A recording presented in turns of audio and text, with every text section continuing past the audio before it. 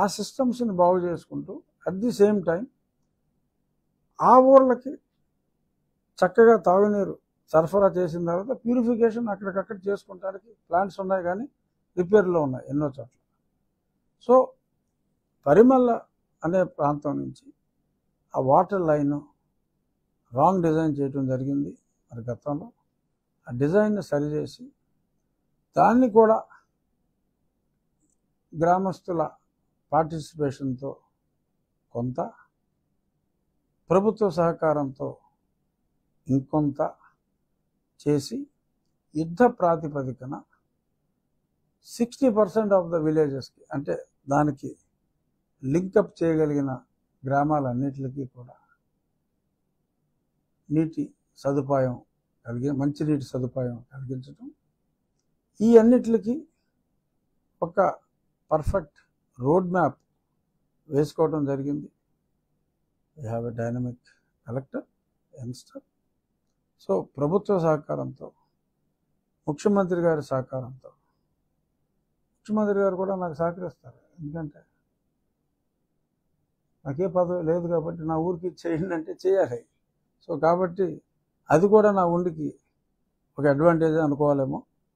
So ఏదేమైనా ప్రభుత్వం ఫైనాన్షియల్గా 4 రూపాయలు సమకూరేదాకా కూడా వెయిట్ చేయకుండా, నేను సింపుల్గా చెప్పొచ్చు, ప్రభుత్వం దగ్గర డబ్బులు లేకపోతే నేనేం చేస్తానండి, అలా కాదు, నేనేంటో చెయ్యాలి. సో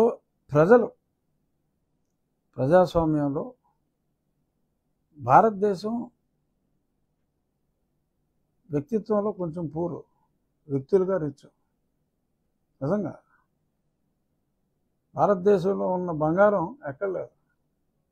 ప్రపంచంలో అమెరికాలో ఉన్న బంగారం కన్నా 10 రెట్లు బంగారం భారతదేశంలో ఉంది. అంటే ఖజానాలో లేదు, అందరి దగ్గర ఉంది. But at the same time వారికి సముచిత గౌరవం ఇస్తే ఎవరైనా కూడా ప్రతిష్ట కోసం ఎవరికైనా ఉంటుంది. బట్ ఎవరికి పేరు ఎట్టకుండా అన్నిటికీ వైఎస్ఆర్ జగనన్న వైఎస్ఆర్ అని పెట్టేసుకుంటే ఎవరికి తెలియదు, ఎవడెవడు ఇవ్వాలనుకున్నాడు కూడా ఎవడు. సో అటువంటి అవస్థలు లేకుండా చక్కగా ఇప్పుడు మా గ్రామ పరిధిలో ఎవరైనా దాత ముందుకు వచ్చినప్పుడు మంచి కార్యక్రమం చేస్తే ఆ దాత పేరు ఉండేలాగా. ఇప్పుడు ఇందాక పాలకోడేరు స్కూల్కి వెళ్ళా, మొత్తం అంతా చెత్త పెరిగిపోయింది ఆ కాంపౌండ్లో. బాధ అనిపించింది. అక్కడ ఒక జిమ్, నేను గతంలో ఎంపీగా ఉన్నప్పుడు, అంటే ఫస్ట్ 6 నెలలు వచ్చేవాడిని కదా, ఆ తర్వాత నాకు బంద్ పెట్టాడు జగన్. అప్పుడు ఒక జిమ్ని ప్రారంభించడం జరిగింది, ఓపెన్ జిమ్. సో అందులో కూడా మొక్కలు మొలిచిపోయాయి ఎక్కడికక్కడ. నేను ఒక చిన్న పిలిపించా, అప్పటికప్పుడు ఒక ఆయన, నేను ఇది మొత్తం 1 వీక్లో క్లీన్ చేసి ఒక ఉద్యానవనంలాగా కడియం నుంచి నేను పలానా మొక్కలు తీసుకొచ్చి దీన్ని బ్యూటిఫుల్గా చేస్తాను. ఇంకొక ఆయన ముందుకు వచ్చాడు అదే స్టేజ్ మీద, నేను ఒక 100 జామ చెట్లు వద్దండి, ఒక 25 మామిడి చెట్లు తండి, 5 అడుగులు ఎదిగినాయి, కాయలతో సహా దొరుకుతాయి, ఇంకో 25 జామ చెట్లు వేయండి, ఇంకో 25 సీతాఫలాలు, అలా రకరకాల ఫల వృక్షాలు వేయండి. ఒక ఉద్యానవనంలో, ఒక గురుకులంలో చదువుకున్నట్టు ఒక చక్కటి ఎన్విరాన్మెంట్లో పాఠశాల ఉంటే మన ఆలోచనలు కూడా చక్కగా ఉంటాయి.